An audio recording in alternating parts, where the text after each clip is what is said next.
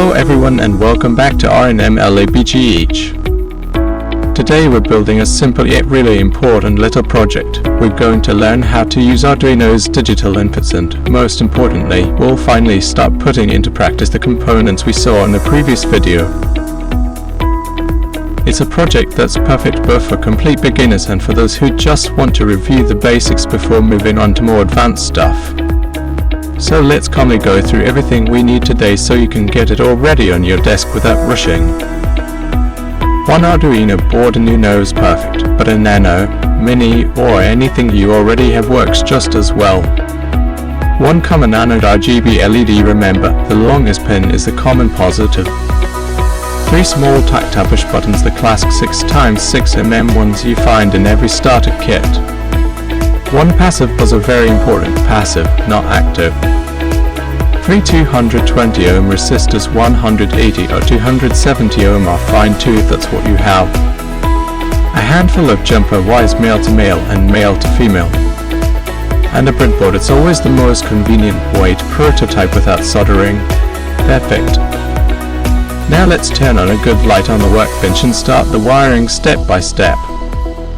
I'll explain everything slowly so nobody gets left behind. We begin with the 3 push buttons. Place them on the breadboard, maybe one next to the other so everything stays tidy. For each button we do exactly the same thing. One leg goes to the G&D rail, the blue or black line. The other leg goes to Arduino's digital pins. Right arrow first button to pin 2. Right arrow second button to pin 3. Right arrow third button to pin 4.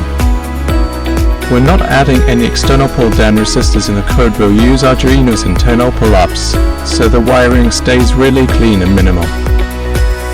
Second step, the Common-anode RGB LED. Look carefully at the LED. The longest pin is the common anode. Connect it directly to the 5V rail, the red line. Now we have the 3 color pins left. Red pin right arrow 220 ohm resistor, right arrow PWM pin 9. Green pin right arrow 220 ohm resistor, right arrow PWM pin 10. Blue pin right arrow 220 ohm resistor, right arrow PWM pin 11. If you're not sure which leg is which color, don't worry, we'll test it, and if 2 colors are swapped we'll just change 2 numbers in the code. It takes 2 seconds. Third step, the passive buzzer. Super easy. 1 pin to G&D. The other pin straight to Arduino digital pin 8. No resistor needed, it's perfectly safe like this. Fourth and final step, power the breadboard rails. Red jumper from Arduino 5V to the positive red rail.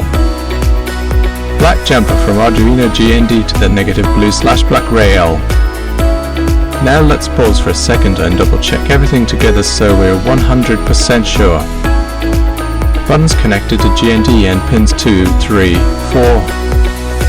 RGB LED with the long pin to 5V and the 3 colors, 3 resistors to pins 9, 10, 11. Those are between pin 8 and G&D. How rails properly connected. Perfect, the circuit is ready. It took us just a few minutes and everything looks nice and tidy. Now we move to the computer. Here we are at the computer. With this little project, I'm going to show you 3 different sketches so you can immediately see how many things you can do with Arduino using the exact same hardware. First, connect Arduino to the computer with the USB cable. Open the Arduino IDE and grab the 3 files that you'll find in the description. Direct download link below.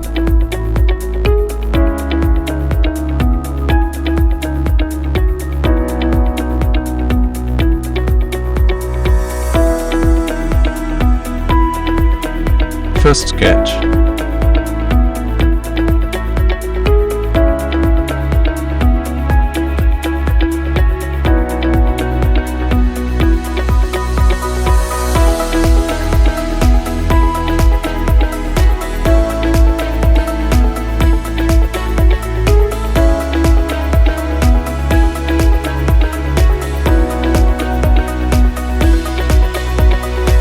Open it, check that the correct board and CO import are selected, then upload. Each button independently turns its own RGB LED color on or off. Button 1 right arrow red, button 2 right arrow green, button 3 right arrow blue. By turning on more than one at a time you get all the secondary colors in white.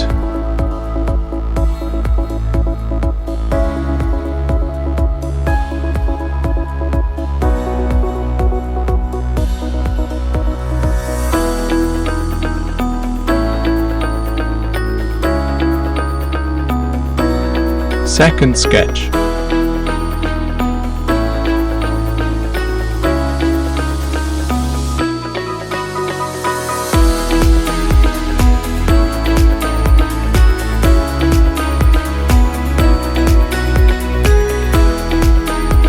Upload the second sketch.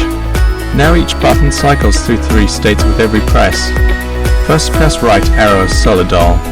Second press right arrow blinking. Third press right arrow off. Mixing the buttons gives you tons of colors and effects. Third sketch.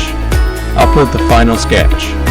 It works exactly like the second one, but now every time you press any button the buzzer plays a short beep, the same sound for all 3 buttons.